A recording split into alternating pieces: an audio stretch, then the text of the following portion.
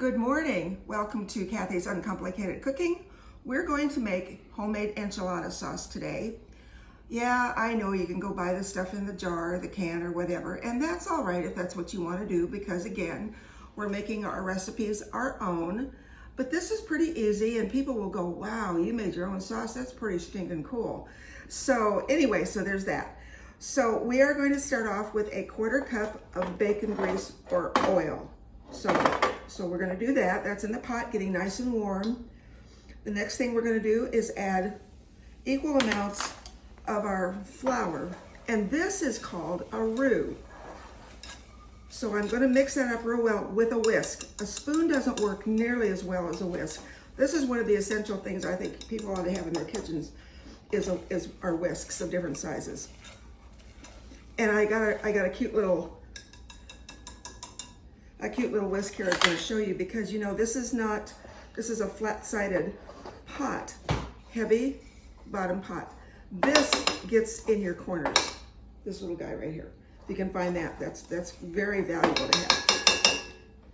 Anyway, okay, so we're going to let that kind of get nice and brown. This again is called a roux. This will be a brown roux. Roux come in all different colors, all the way from a light to a light color like a blonde roux, which is used in bechamel or Mornay sauces that are white.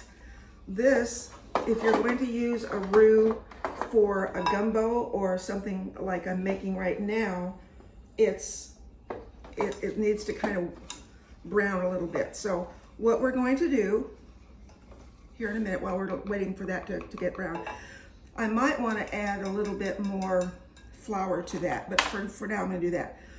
But I'm going to go over the ingredients.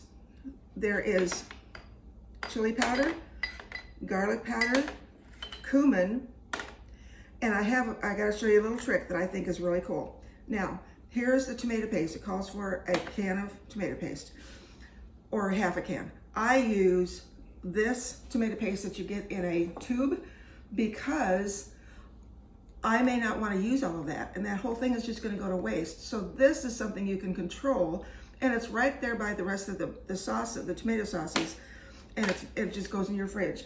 So I like to use that more than anything else. So we're waiting for this sauce. It's getting a little browner.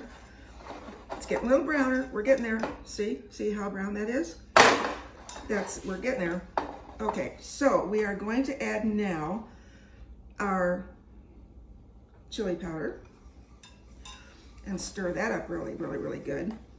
And like I said, if you wanted to use oil in there instead of, I'm going to turn that down because see, it's smoking. We don't want it to smoke. No smoking. Now this is going to get pretty thick, so it's kind of mealy is what it is right now.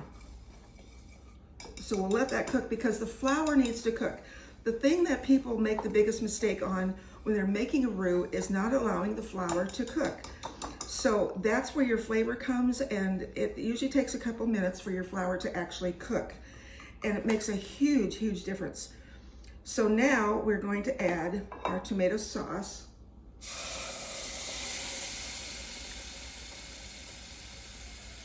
And that is a 1-pound can. Go over here real quick, I'm gonna get some water. About a half a can of water in that. And my tomato paste. Probably about 2 tablespoons on that. You like those measurements? That's the way I do it. Then I add some garlic powder. That's about 2 tablespoons of garlic powder. Again, if you want more garlic, use more garlic. We're gonna do a little bit more salt. And I want you to know as well with salt, and there's so many people on specialized diets and people have to watch their salt and their fat intake, and I get all that stuff. But salt brings out the flavor. I had a friend the other day that she's like, I don't know what's wrong with this dish. It was very good. I thought it was very good. But she didn't feel like it was flavorful enough. I said, if you use a little bit more salt, not much, it'll bring that flavor out, and it did. Now, here's my cumin. Mix that in real good with our whisk. I put a lid on that and let it cook for at least an hour. And stay tuned, because now we're going to show you how to make the beef enchiladas with homemade sauce. We'll see you in a few. Thank you. Bye-bye.